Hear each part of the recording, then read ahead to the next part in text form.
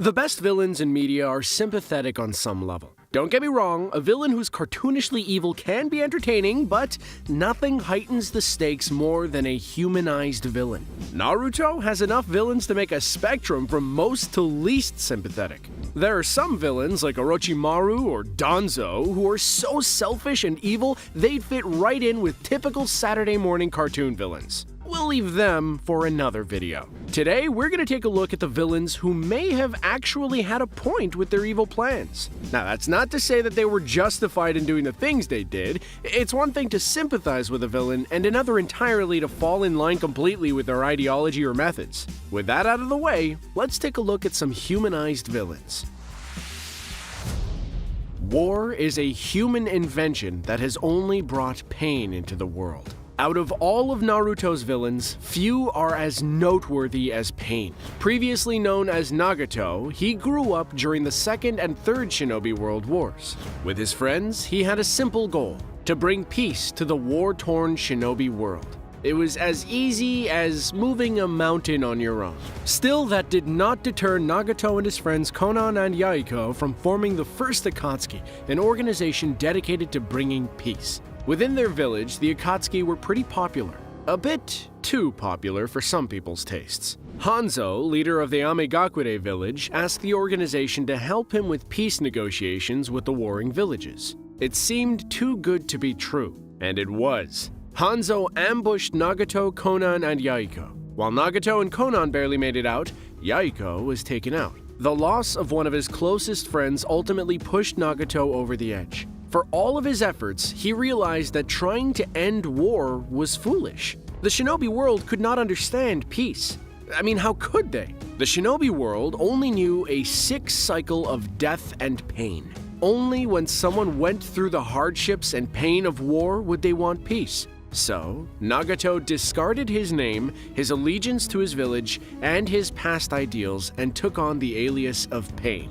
Now, while war is often waged for socioeconomic reasons, I doubt Naruto would be as popular as it is if it started deconstructing the military-industrial complex. Politics aside, Pain does bring up one valid point. In order for peace to be achieved, people have to want it, and villages will only want peace once everything else is taken from them.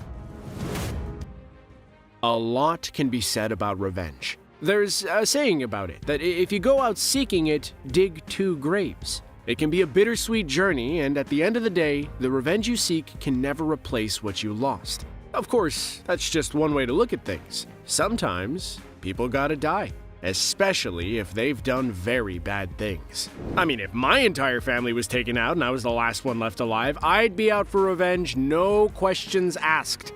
Out of all of the villains we're talking about on this list, Sasuke may have the most justification for doing what he did.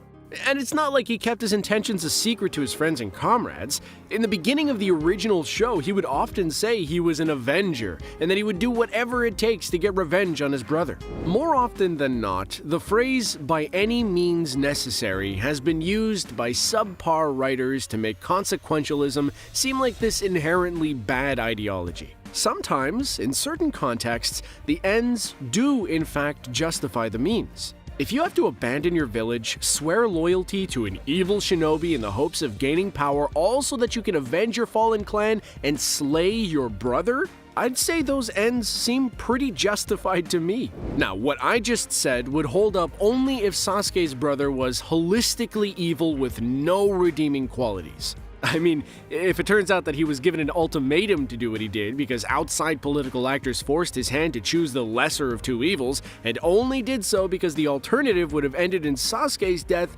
then that changes a few things, right? A double agent is someone who, on the surface, betrays their organization to join an enemy faction, only to spy for their original organization. In the beginning, Itachi's motive for ending his entire clan was simply to test his limits. For the longest time, we assumed that he was just evil. We didn't get to learn the truth about him until after his end. Soon after Sasuke finally gets his revenge, does the truth begin to unravel around Itachi. We'll start with the massacre of his clan.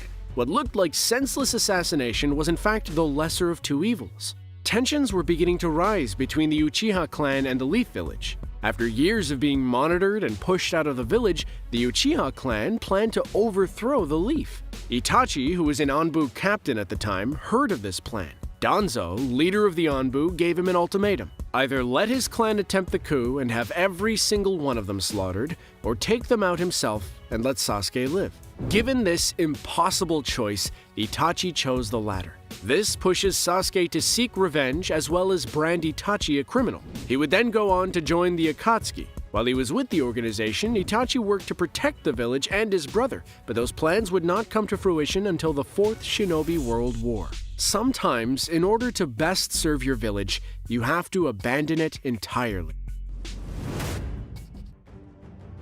It wouldn't be completely accurate to say that Gaara was right in his actions. However, what ended up happening was inevitable given his upbringing. What happened to Gaara is similar to what happened to Naruto. Due to the circumstances of his birth, Gaara was born with the one-tailed beast inside of him, causing the villagers to shun and isolate this Jinchuriki. Sound familiar? Well, of course, Naruto was treated the exact same way with the nine-tailed fox inside him.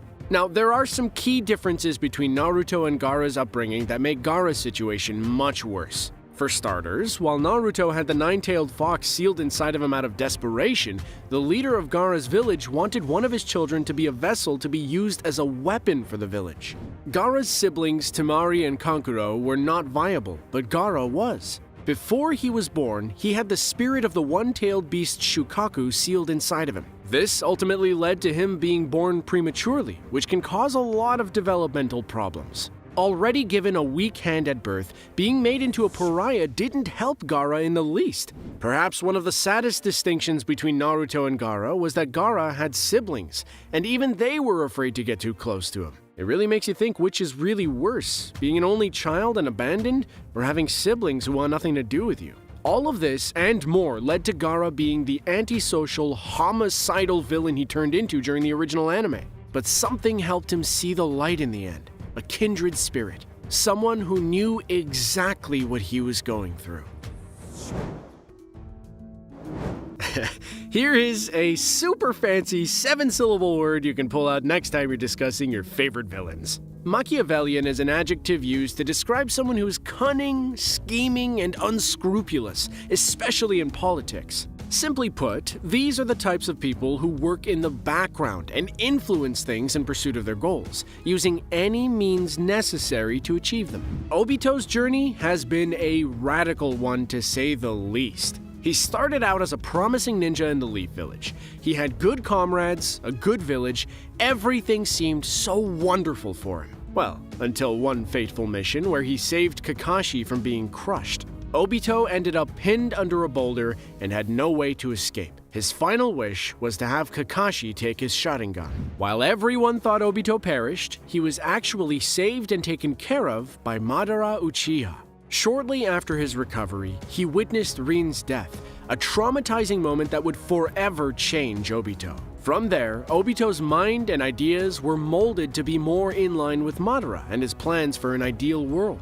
He then took on the identity of Toby to infiltrate and eventually take over the Akatsuki. Honestly, we can make a separate video on how detailed Obito's plan was, but this was all brought about by the death of a loved one and the selfless sacrifice of one great ninja. People are capable of so much destruction because of their grief. Does this make his actions just? Heck no! The guy started the Fourth Shinobi World War because he lost his girlfriend!